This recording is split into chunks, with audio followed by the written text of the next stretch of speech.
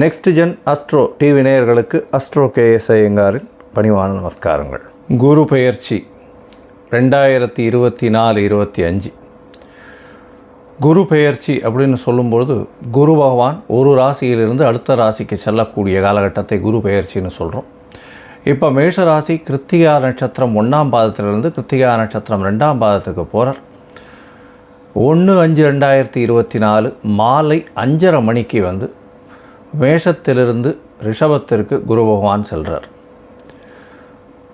11/5/2025 வரலும் குரு பகவான் ரிஷபத்தில் இருக்க போகிறார். இந்த ஒரு வருஷம் ரிஷபத்தில் இருக்கக்கூடிய காலகட்டத்தில், அதாவது சித்திரை மாதம் குரோதி வருஷம் சித்திரை மாதம் 18ஆம் தேதியிலிருந்து விஸ்வாசு வருஷம் சித்திரை மாதம் 28ஆம் தேதி வரலும், அதாவது சித்திரை மாதத்தில் வந்து 18ஆம் தேதி குரோதி வருஷத்தில், அதாவது 1/5/2024 11/5/2025 வரையிலும் குரு பகவான் ரிஷபராசியில் இருக்கக்கூடிய பலன்களை இப்போ பார்க்க போகிறோம். இது ஏன் மிக முக்கியமானது அப்படின்னா, மெதுவாக செல்லக்கூடிய கிரகங்கள் அப்படின்னு சொல்லக்கூடியது, வருட கிரகங்கள்னு சொல்லக்கூடியது வந்து குரு, சனி, ராகு, கேது, இந்த கிரகங்களினுடைய பெயர்ச்சிகளை பற்றி சொல்லுவோம். இவர்கள்லாம் வந்து வருடத்திற்கு ஒரு முறை, குரு பகவான் ஒரு வருஷத்துக்கு ஒரு தரம் ஒரு ராசியிலிருந்து அடுத்த ராசிக்கு போகிறார். ஒரு நட்சத்திர பாதத்தை கடக்கிறதுக்கு 40 நாள் ஆகும். ஒரு டிகிரியை கடக்கிறதுக்கு 12 நாள் ஆகும் அவருக்கு. சனி பகவான் 2.5 வருஷமாகும். ராகு கேது 1.5 வருஷம் ஒரு ராசியிலிருந்து அடுத்த ராசி போகும்பொழுது. இதனால தான் அவர்களோட பெரிய மாற்றத்தை ஏற்படுத்தக்கூடிய, தாக்கத்தை ஏற்படுத்தக்கூடிய வல்லமை அவர்களுக்கு உண்டு. குரு பகவானை பொறுத்தவரையிலும் குரு பகவான் தனகாரகன், புத்திரகாரகன் அப்படின்னு காரகத்துவம் அப்படின்றது கொடுத்துருக்கு. அதாவது அவர் தான் அத்தாரிட்டி அந்த 2 விஷயத்துக்குமே. குரு பகவானை பொறுத்தவரையில் குருவை பொன்னன்னு சொல்லுவாள். குரு பார்க்க கோடி நன்மை, குரு இருந்த வீட்டை விட பார்த்த வீடு சுபிட்சம் அதிகமாகும் அப்படின்னு சொல்லக்கூடியது ஜோதிட சாஸ்திரம். அதாவது இருக்கிற வீட்டிலையும் நல்லதை செய்வார், அவர் பார்க்கிற வீட்டில் வந்து மேலும் நல்லதை செய்யக்கூடிய ஒரு விஷயம் உண்டு. இயற்கை சுபரில் முதல் சுபராக கருதக்கூடியவர் குரு பகவான்.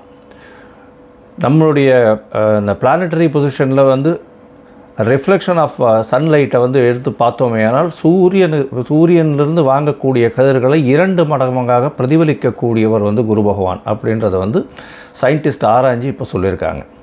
அதனால் குருவினுடைய தாக்கம் ஒரு மனிதனுக்கு ஒரு பெரிய ஏற்றத்தை கொடுக்கும். ஏன்னா தனகாரகன், புத்திகாரகன், அதாவது தனகாரகன், அதை தவிர வந்து புத்திரகாரகன், அதை தவிர படிப்புக்கு எந்த ஒரு விஷயத்திலும் வீட்டில் சுபத்துவம் நடக்கணும் அப்படின்னா குருவினுடைய அந்த ஒரு ஆசீர்வாதம் இருக்கணும். அதனால தான் குரு பார்க்க கோடி நன்மைன்னு சொல்கிறது. குரு எந்தெந்த இடத்த பார்க்குறாரோ அந்தந்த இடமெல்லாம் அதீத சுபமாகும். இந்த இயற்கை சுபரான குரு பகவான் ஒன்று நல்லது செய்வார், இல்லை நல்ல எதையுமே செய்யாமல் இருப்பார். கெடுதல் அப்படின்றது வந்து யாருக்குமே செய்ய மாட்டார். ஏன்னா அதிகமான சுபர் அப்படின்னு சொல்லக்கூடியவர் குரு பகவான். அவர் வந்து சாத்வீக குணத்தை உடையவர். அதனால் வந்து யாருக்கும் தீமை அப்படின்ற ஒரு விஷயத்தை செய்ய முடியாத அளவுக்கு இருக்கும். ஆனால் குரு பகவான் சரியில்லாத லக்னங்களாக இருந்தால் அவர்களுக்கு வந்து நல்லதை செய்யாமல் எதையும் செய்யாமல் இருப்பார். அதுதான் வந்து அவருடைய பிரச்சனையில் வரும். சரி, இப்போ குரு பகவான் ரிஷபராசிக்கு போகிறார். ரிஷபராசிக்கு போகிறதுனால என்ன அப்படின்னா, குரு பகவான் இருந்த வீட்டிலிருந்து அவருக்கு 7ஆம் பார்வை, எல்லா கிரகத்துக்கும் 7ஆம் பார்வை உண்டு. சமசப்தம பார்வைன்னு சொல்லக்கூடியது 180 டிகிரி. அதன் மூலியமாக அவர் விருச்சிக ராசியை பார்ப்பார். அதனால் விருச்சிக ராசி அதீதமாக சுபப்படுறது. இதனால் வந்து பார்த்தாலேயானால் குரு பகவான் பார்க்கறதுனால அதீத சுபத்துவம் அடைகிறதுனால உடல் நலத்தில் நல்ல ஏற்றம், எல்லாமே பொருள் நலத்தில் நல்ல ஏற்றம், பேச்சுகளில் நல்ல வல்லமை எல்லாமே வரக்கூடிய பாக்கியம் உண்டு. இதை தவிர வந்து பார்த்தோம்னா குரு பகவானுக்கு அதாவது ஒரு ஸ்பெஷல் அப்படின்னு சொல்லக்கூடியது 5-9 பார்வைகள் உண்டு அப்படின்றது ஜோதிட சாஸ்திரம். 5ஆம் இடத்தையும் பார்ப்பார், 9ஆம் இடத்தையும் பார்க்கக்கூடிய வல்லமை அவருக்கு உண்டு. அதன் மூலியமாக அவர் கன்னியா ராசியையும் பார்க்குறார், மகர ராசியையும் பார்க்குறார். இதன் மூலியமாக பார்த்தாலேயானால் கன்னியா ராசி, விருச்சிக ராசி, மகர ராசி, இந்த 3 ராசிகளுக்கும் மிகப்பெரிய ஏற்றத்தை கொடுக்கக்கூடிய காலகட்டமாக வரப்போகிறது. ஏன்னா குருவே பார்க்குறார் நேரடியாக. எந்த ஒரு பிரச்சனையாக இருந்தாலும் இந்த ஒரு வருஷத்தில் வந்து குரு பார்க்க கோடி நன்மைன்னு சொல்கிறதுனால உங்களுக்கு பிரச்சனைகள் அதாவது தலைக்கு வந்து தலைப்பாக போகும்னு சொல்லுவாங்க இல்லையா, அந்த மாதிரியான எந்த பிரச்சனைகளையும் உங்களை அண்டாமல் பார்த்து கொள்ளக்கூடிய ஒரு விஷயமாக இருக்கும். இதை தவிர பார்த்தோம்னா குரு பகவான் குருபலம் வந்துடுத்தா அப்படின்னு சொல்லக்கூடியது அதாவது இந்த எல்லாருமே சொல்லக்கூடியது. அதாவது கல்யாணத்துக்குன்னு பார்த்தா குருபலன் வந்துடுத்தா அப்படின்னு சொல்லுவாள். குரு பகவான் பொதுவாகவே ராசியிலையும் 2ஆம் இடத்துலையும் 4ஆம் இடத்துலையும் 5ஆம் இடத்துலையும் இந்த மாதிரி சப்தமத்திலையும் 9ஆம் இடத்துலையும் இந்த மாதிரியான இடத்துங்களில் இருந்தால் அவர் வந்து சப்தமத்தை பார்த்தால் 7ஆம் இடத்தை பார்த்தால் கோச்சார பிரகாரம் ராசிக்கு சந்திர ராசிக்கு பார்க்கும் பொழுது திருமண பாக்கியம் ஏற்படும் அப்படின்றது வந்து ஜோதிட சாஸ்திரம் சொல்கிறது. அதாவது அந்த காலகட்டத்தில் உங்களுக்கு கோச்சார பிரகாரத்தில் திருமண பாக்கியம் ஏற்பட்டாலும் தசாபுக்தியும் அதற்கு சப்போர்ட் பண்ணணும். அந்த மாதிரியான விஷயங்கள் இருக்குமேயானால் திருமணம் கண்டிப்பாக ஆகக்கூடிய பாக்கியம் உண்டு. ரொம்ப நாளாக தட்டி போனவாளுக்கெல்லாம் இப்போ கல்யாணம் ஆகக்கூடிய பாக்கியம் குரு பார்க்கறதுனால கண்டிப்பாக குருபலன் வந்துடுத்து அப்படின்னு சொல்லக்கூடியது. சரி, ஒருவேளை இந்த குரு பகவான் சிலருக்கு சரியாக இல்லை, அதாவது மறைந்திருக்கிறார், அதனால் வந்து அவர்களுடைய கதிர்கள் சரியாக வரலை அப்படின்னும் பொழுது என்ன பண்ணலாம் அப்படின்னா, குரு பகவானுக்கு உண்டான காயத்ரி, அதாவது ஒரு நாளைக்கு 3 தரமாவது சொல்லணும். அது என்ன அப்படின்னா, ஓம் விருஷபத்வஜாய வித்மஹே கிருணிஹஸ்தாய தீமஹி தன்னோ குரு பிரச்சோதயாத்து அப்படின்றத ஒரு நாளைக்கு 3 தரம் சொல்லிட்டு வர்றதன் மூலியமாகவும், இல்லைன்னா ஓம் குருதேவாய வித்மஹே பிரம்மானந்தாய தீமஹி தன்னோ குரு பிரச்சோதயாத் அப்படின்றத ஒரு நாளைக்கு 3 தரம் சொல்லிட்டு வர்றதன் மூலியமாக குரு பகவானுக்கு உண்டான காயத்ரியை சொல்கிறதுனால குரு வலுப்படக்கூடிய வாய்ப்புகள் மிகவும் அதிகம். இதை தவிர வந்து தட்சிணாமூர்த்தியை வழிபடுறதும், வியாழக்கிழமை ஆஞ்சநேயருக்கோ இல்லைன்னா விநாயகருக்கோ போய் சுற்றிட்டு ஒரு 9 தரம் பிரதட்சணம் பண்ணிட்டு வர்றதும், தட்சிணாமூர்த்திக்கு மஞ்சள் நிற ஆடை அதாவது வஸ்திர தானம் கொடுக்கறதும், அதை தவிர படிக்கக்கூடிய குழந்தைகளுக்கு உங்களால் முடிஞ்ச ஹெல்ப் பண்ணுறது, அதாவது அவர்களுக்கு பொருள் உதவியோ பண உதவியோ எது பண்ண முடியுமோ அவர்களுக்கு உண்டான படிப்புக்கு உண்டான விஷயங்கள் வாங்கி கொடுக்கறதன் மூலியமாக, அதாவது அருகில் இருக்கக்கூடிய பாடசாலை இல்லைன்னா ஏழை மாணவர்கள் படிக்கிறதுக்கு உங்களால் முடிஞ்ச விஷயத்தை செய்யக்கூடியது. இதை தவிர ஆலங்குளம் போயிட்டு வர்றது, குரு பகவானுடைய க்ஷேத்திரம்னு சொல்லக்கூடியது ஆலங்குளம் போயிட்டு வர்றதும், நீங்கள் சார்ந்த மடாதிபதிகளை போய் சேவிச்சுட்டு வர்றதும் அது வந்து ஒரு பெரிய ஏற்றத்தை கொடுக்கும். இதை தவிர பார்த்தாலேயானால் மூக்கு கடலை சுண்டல் வந்து வியாழக்கிழமை அருகில் இருக்கக்கூடிய விநாயகர் கோவிலில் விநியோகம் பண்ணுறதன் மூலியமாகவும், உங்களால் முடிஞ்ச, அதாவது உங்களால் எந்த அளவுக்கு முடியுமோ அந்த அளவுக்கு வந்து அருகில் இருக்கக்கூடிய இதில் வந்து நெய் உங்களால் முடிஞ்சது கொடுக்கக்கூடியதாக இருந்ததுனால் அபிஷேகத்துக்கு இந்த குரு பகவானின் தாக்கத்திலிருந்து எந்த ஒரு பிரச்சனையாக இருந்தாலும் மிகவும் சுலபமாக செல்லக்கூடிய வாய்ப்புகள் நிச்சயமாக உண்டு. சரி, இப்போ மேஷம் முதல் மீனம் வரை குரு பகவான் ஒரு ராசியாக என்னென்ன பலன்களை தருவார் அப்படின்றது நம்ம இப்போ பார்க்கலாம். துலாம், சித்திரை, சுவாதி, விசாகம் இந்த 3 நட்சத்திரம் 9 பாதங்களை கொண்ட ராசியின் அதிபதி சுக்கிர பகவான். இந்த குரு பெயர்ச்சி 1/5/2024 11/5/2025 வரலும் இருக்கக்கூடிய காலகட்டத்தில் குரு பகவான் உங்களுடைய ராசிக்கு 8ஆம் இடத்துல இருக்கார். அதனால் ரொம்ப கவலைப்பட வேண்டாம். ஏன்னா குரு பகவான் பொதுவாகவே அவர் இயற்கை சுபகிரகம். அவர் எங்கே இருந்தாலும் அவர் இருக்கும் இடத்தையும் வளப்படுத்துவார், பார்க்கும் இடத்தை அதை விட பன்மடங்கு வளப்படுத்தக்கூடிய விஷயங்கள் உண்டு அவர்கிட்ட. அதனால் குரு பகவான் உங்களுடைய ராசிக்கு 8ஆம் இடத்துல இருந்து உங்களுடைய ராசிக்கு 12ஆம் இடம், 2ஆம் இடம் மற்றும் 4ஆம் இடத்தை பார்க்கறது பெரிய விசேஷம். இதன் மூலியமாக பார்த்தேனால் படிக்கக்கூடிய குழந்தைகளுக்கு நல்ல ஒரு ஏற்றம் இருக்கும். 2ஆம் இடத்தை பார்க்கறதுனால பணவரவிற்கு பஞ்சம் இருக்காது. மறைந்த இடத்திலிருந்து பணவரவு வரக்கூடிய வாய்ப்புகள் நிச்சயமாக உண்டு. உங்களுடைய ராசிக்கு பார்த்தீங்கன்னா 8ஆம் இடத்தில் மறைந்திருக்கக்கூடிய குருவானவர் 3, 6 இந்த 2 இடத்திற்கும் சொந்தமானவர். அதாவது 3ஆம் இடமும் 6ஆம் இடமும் மறைவு ஸ்தானம்னு சொல்லக்கூடியது.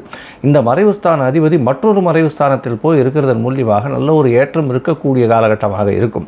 இதன் மூலியமாக திடீர் ராஜயோகங்கள் வரக்கூடிய வாய்ப்புகள் உண்டு. உங்கள் வீட்டை விட்டு வெளியில் சென்று இருக்கக்கூடிய பாக்கியங்கள் உங்களுக்கு கிடைக்கக்கூடும்.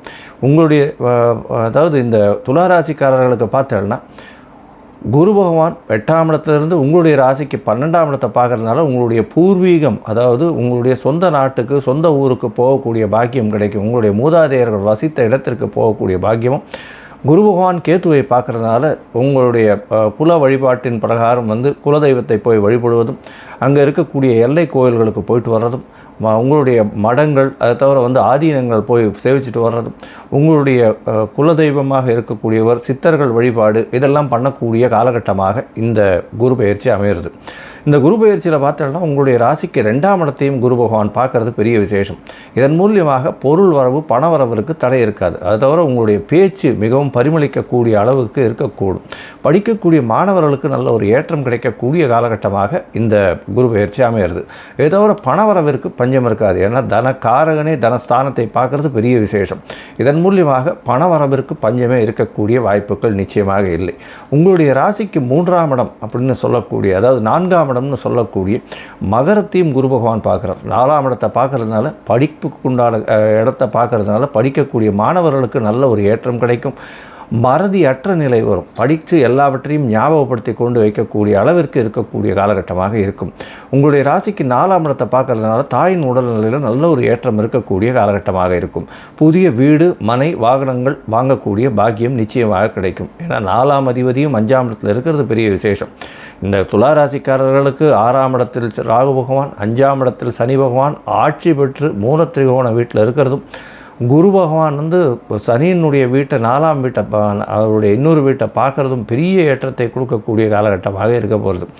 இந்த குரு பயிற்சியில் பார்த்தேனால் உங்களுடைய உடல்நிலை நல்ல ஒரு ஏற்றத்தை கொடுக்கக்கூடிய காலகட்டம். என துலா ராசி ராசி சுத்தமாக இருக்கிறதுனால வேறு எந்த கிரகமும் இல்லாததுனால நல்ல ஒரு ஏற்றம் இருக்கும். சொந்த ஊருக்கு போயிட்டு வரக்கூடிய பாக்கியம் கிடைக்கும். உங்களுடைய சொந்த கிராமம், அதாவது மூதாதையர்கள் இருந்த கிராமங்களுக்கு போயிட்டு வரக்கூடிய பாக்கியங்கள் நிச்சயமாக கிடைக்கும். படித்து வேலைக்கு பார்த்து கொண்டு இருக்கக்கூடிய இளைஞர்களுக்கு பார்த்தோம்னா 6ஆம் அதிபதி 8ஆம் இடத்துல இருக்கிறதுனால திடீரென்று ஷார்ட் ட்ரிப்பு வெளிநாடு வெளியூர் வெளிமாநிலம் செல்லக்கூடிய பாக்கியம் நிச்சயமாக இருக்கும். போட்டித் தேர்வில் வெற்றி பெறக்கூடிய வாய்ப்புகள் நிச்சயமாக உண்டு. இருந்தாலும் போட்டித் தேர்வின் மூலியமாக வீட்டை விட்டு வெளியில் இருக்கக்கூடிய காலேஜில் கிடைக்கக்கூடிய பாக்கியம் நிச்சயமாக இருக்குது. இந்த குரு பயிற்சியில் பார்த்தோம்னா துளாராசிக்காரர்களுக்கு 6ஆம் அதிபதி அவர் 8ஆம் இடத்துல இருக்கிறதன் மூலியமாக புதிய கடன் வாங்கக்கூடிய பாக்கியம் உண்டு. கடன் வாங்கி உங்களுடைய தொழிலில் பெரிய ஏற்றத்தை கொண்டு வரக்கூடிய பாக்கியங்கள் உண்டு. உங்களுடைய ராசிக்கு பார்த்தோம்னா 4ஆம் இடத்தை குரு பகவான் பார்க்கறதுனால தாயின் மூலியமாக சொத்துக்கள் வர வேண்டி இருந்ததுன்னா தாயின் மூலியமாக சொத்துக்கள் சேரும். முயற்சி ஸ்தானாதிபதியே 8ஆம் இடத்தில் இருக்கிறதுனால உங்களுடைய முயற்சிகள் மறைந்த இடத்தில் நிச்சயமாக வெற்றி பெறக்கூடிய வாய்ப்புகள் உண்டு. அதாவது வெளிநாட்டுக்கு போகணுன்னு பார்த்துட்டு இருந்தீங்கன்னா அது ஒரு பெரிய ஏற்றத்தை கொடுக்கக்கூடிய காலகட்டமாக குரு பயிற்சி அமையிறது. ஏன்னா 8ஆம் இடத்தும் சுமப்படுறது, 12ஆம் இடமும் சுமப்படுறதுனால வெளிநாட்டுக்கு போகணுன்னு பார்த்துட்டு இருக்கவங்களுக்கு நல்ல ஒரு ஏற்றம் இருக்கும். கலைத்துறையில் இருக்கிறவங்க, பஞ்சு மில்லு, அதை தவிர பஞ்சு ஆடைகள் நூற்பவர்கள், வெள்ளை நிற ஆடைகள் நூற்பவர்கள், அதை தவிர என்ன சொல்கிறது பால் பதனிடும் பொருட்கள் வியாபாரம் பண்ணுறவங்க, இவங்களுக்கெல்லாம் பெரிய ஏற்றம் கிடைக்கக்கூடிய நாட்களாக இந்த 375 நாட்கள் அமைய போகிறது. ஏன்னா குரு பகவான் 8ஆம் இடத்துல மறைஞ்சிருந்தாலும் பெருத்த செல்வத்தை கொடுத்து திடீர் பணயோகத்தை கொடுக்கக்கூடிய காலகட்டமாக இருக்க போகுது. மொத்தத்தில் பார்த்தோம்னா இந்த துளாராசிக்காரர்களுக்கு பெரிய ஏற்றம் கிடைக்கக்கூடிய காலகட்டமாக இருக்குது. நீங்கள் உங்களுடைய தசாபுக்தி சரியில்லாமல் இருந்தது. ஆனால் அருகில் இருக்கக்கூடிய, அதாவது தூத்துக்குடி மாவட்டம் ஸ்ரீவைகுண்டம் போயிட்டு ஆழ்வார் திருநகரி போய் அங்கே இருக்கிற பெருமாளை சேவிச்சுட்டு வர்றதன் மூலியமாக பெரிய ஏற்றமும் மாற்றமும் உங்களுடைய வாழ்க்கையில் நிச்சயமாக உண்டாகும்.